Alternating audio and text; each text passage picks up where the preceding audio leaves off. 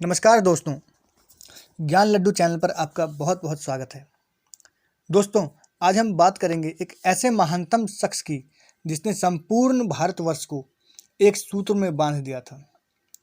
लेकिन दोस्तों, आपसे निवेदन है कि इस चैनल को लाइक और सब्सक्राइब करना ना भूलें। दोस्तों, आज हम एक ऐसे महानतम विभूति का वर्णन करेंगे जिन्होंने न केवल संपूर्ण भारत का भ्रमण किया बल्कि देश में व्याप्त विभिन्न कुरीतियों का समापन भी किया। हम बात कर रहे हैं आद्य शंकराचार्य जी के बारे में, जिन्हें कलयुग में भगवान शिव का अवतार भी कहा जाता है। आदि गुरु शंकराचार्य जी का जन्म केरल के कालडी नामक गांव में हुआ था। वैशाख शुक्ल पंचमी को 508 ईसा पूर्व में हुआ था। यह अपने ब्राह्मण माता पिता के एकमात्र संतान थे। अल्प आयु में ही इनका पिता का निधन हो गया था। बाल्यावस्था से ही इनकी रुचि धर्म, कर्म और संन्यास में थी और इसी उम्र में अपनी माताजी की आज्ञा लेकर वे अपने गुरुजी की खोज में निकल पड़े थे। भ्रमण करते करते इनकी मुलाकात गुरु गोविंद नाथ जी से हुई। इस भेंट के पश्चात उन्होंने इनको अपना गुरु माना और उनसे वेदांत का ज्ञान प्राप्त करने के पश्चात सारे देश का भ्रमण करने के लिए शंकराचार्य जी अग्रसर हो गए। अपने भ्रमण के दौरान उन्होंने जगह जगह शास्त्रार्थ किए, जिसे हम आज डिबेट कहते हैं, और भारतीय वैदिक संस्कृति का प्रचार प्रसार किया और सामाजिक कुरीतियों को दूर करने का प्रयास किया एवं उसमें सफलता भी पाई।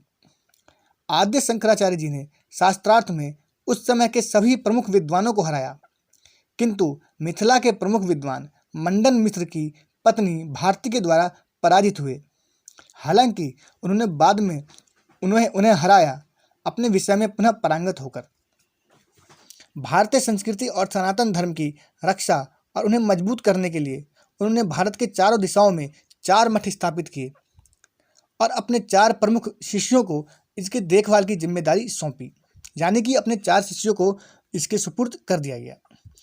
जो 4 पीठ उन्होंने स्थापित किए वे क्रमशः उत्तर में ज्योतिर्मठ, दक्षिण में श्रृंगेरी, पूर्व में गोवर्धन व पश्चिम में शारदा मठ हैं।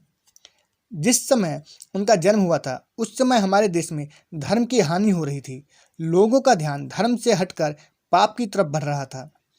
ऐसे समय में धर्म की पुनः स्थापना की जिम्मेदारी आद्य शंकराचार्य जी ने मात्र 7 वर्ष की अवस्था में उठाई। आद्य शंकराचार्य जी ने ज्ञान की परिभाषा 2 प्रकार से दी है। प्रथम को पराविद्या और द्वितीय को अर्थात दूसरे को अपराविद्या कहा है। पहले में उन्होंने ईश्वर को सगुण कहा है और दूसरे में उन्होंने निर्गुण कहा है।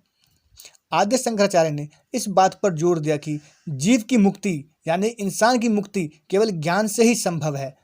केवल ज्ञान ही मानव के मुक्ति का मार्ग है। एक ऐसे समय में जब आने जाने के पर्याप्त साधन तक उपलब्ध नहीं थे, तब उन्होंने संपूर्ण भारत का भ्रमण किया और देश के सामाजिक, राजनीतिक और आर्थिक ढांचे को एक सूत्र में पिरोया, एक धागे में पिरोया। भारत को एक सूत्र में पिरोने वाले देव अवतार आद्य शंकराचार्य जी ने मात्र 32 वर्ष की अल्प आयु में इस संसारिक देह को त्याग दिया, किंतु भारत को एक सूत्र में पिरो के जो आधारशिला उन्होंने तब रखी उसकी सार्थकता आज भी है। दोस्तों, मुझे आशा है कि आद्य शंकराचार्य जी के बारे में संक्षिप्त वर्णन से आपको इनके बारे में थोड़ा बहुत ज्ञान अवश्य प्राप्त हुआ होगा। ऐसे ही अन्य महान विभूतियों के जीवन के बारे में जानने व समझने के लिए ज्ञान लड्डू को लाइक और सब्सक्राइब करना ना भूलें। धन्यवाद।